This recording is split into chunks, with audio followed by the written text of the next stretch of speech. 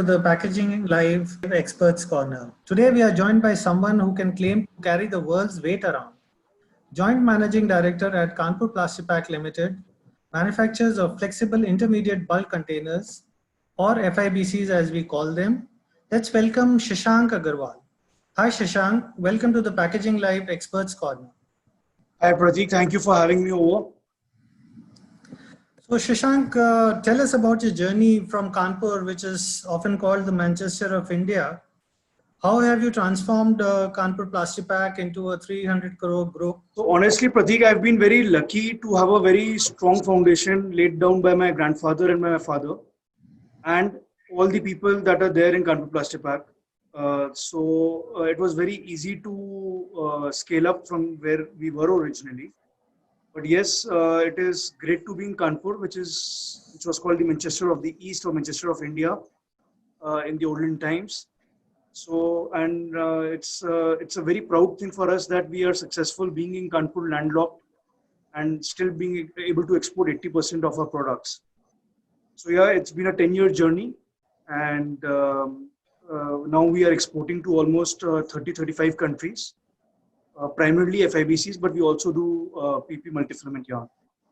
Wonderful. It's a story coming out of a town like Kanpur, and you've been globally setting standards for Indian manufacturers. That's wonderful to see. So generally we see that FIBC predominantly has been an export potential market product. Has COVID impacted you with the kind of global impact it has happened in terms of the European markets or American markets or the markets that you're kind of serving? And have you been kind of able to come out as a dominant supplier with other regions comparing like Turkey or China? So globally, FIBCs is a $5 billion market, out of which India contributes to about $1 billion. So that's about 25%, 20% market share. And this has been steadily going up at a rate of 15% per year. So yes, the market has been affected because this is used in food products, chemicals, but also building materials. What we have noticed is that it is primarily the building materials and mining that has got greatly affected by COVID. But in the months to come, we are expecting the chemical sector to also take a hit, and food is definitely in great demand. So we are seeing a lot of movement happening from meat eaters to vegans. And when that happens, obviously our bags are used for agro produce. So the consumption goes up. So yes, it is affected, but it is not as affected as other industries are. I still believe in packaging sector, the worst time is yet to come. That would probably be between October to January. And that is where we would see the hit. Carrying forward the story, why do you see that the packaging sector would be hitting during that period? And do you see any demand for FIBCs to grow in the domestic market? So why that would get affected in October to December is because of the sudden lockdown that happened in India and other developing countries and other manufacturing countries like Turkey, Brazil, Mexico, Thailand, Bangladesh. There was a sense of hoarding that happened amongst the customers in the Western world. So it is that what we are facing right now. And as soon as this is over, the inventory adjustment will happen and the reconditioning would happen. Once that happens, then we would feel the pinch.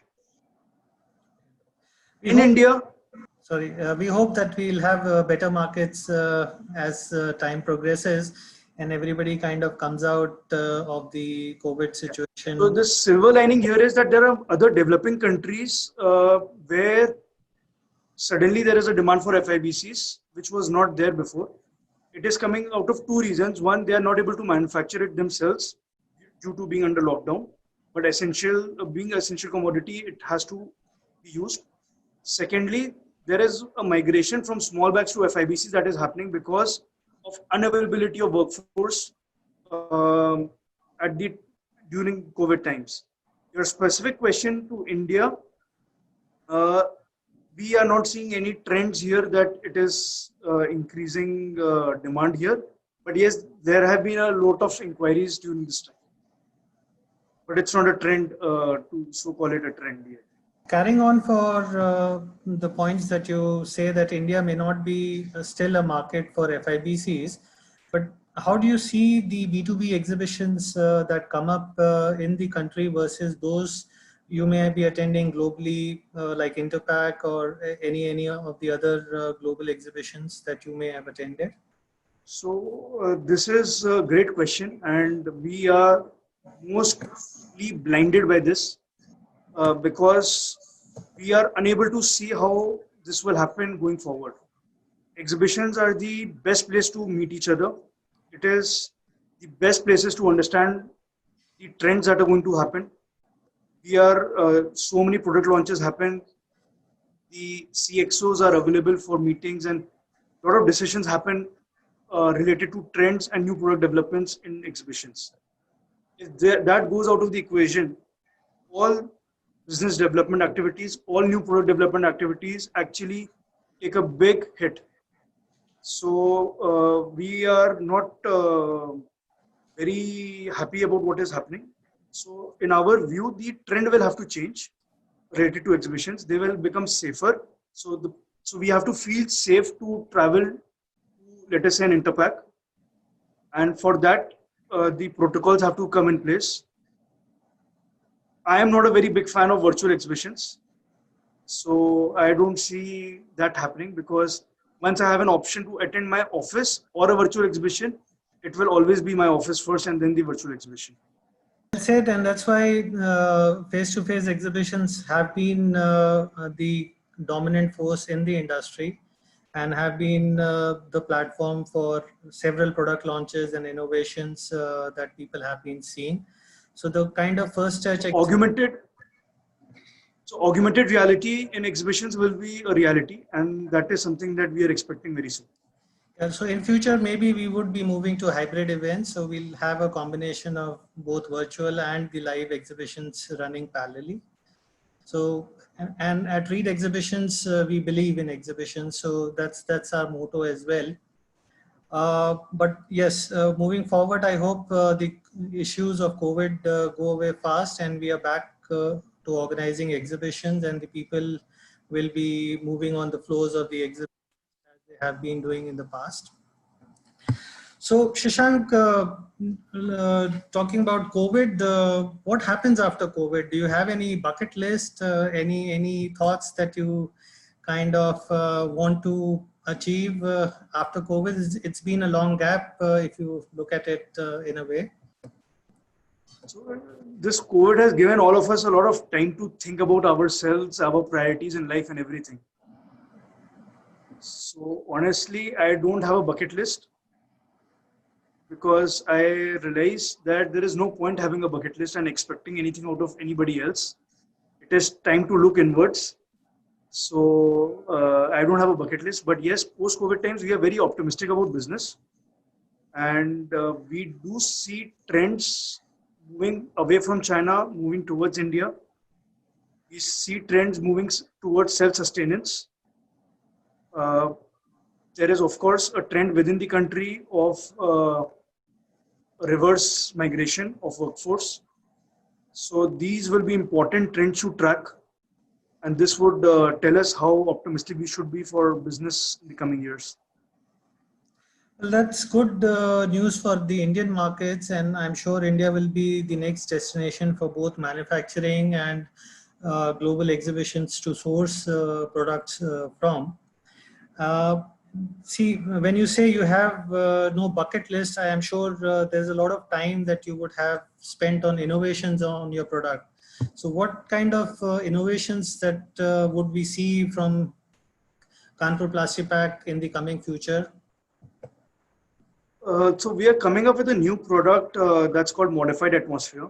It's in collaboration with a Dutch company. So what it does is it changes the atmospheric conditions of the bag inside the bag. So we can flush out, let's say, oxygen, and there can be CO2 or nitrogen inside.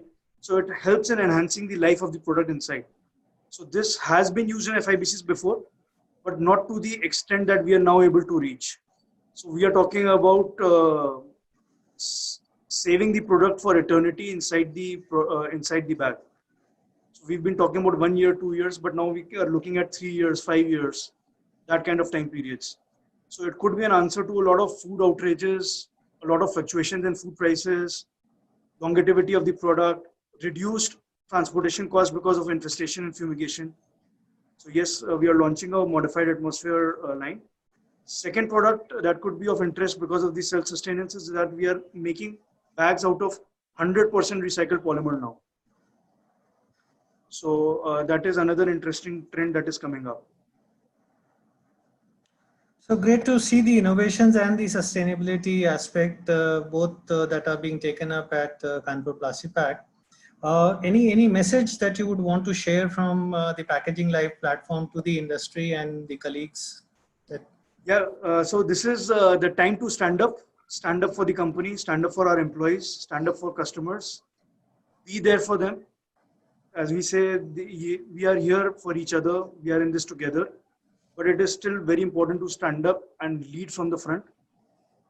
At the same time, innovation is now a necessity. It is no more an option.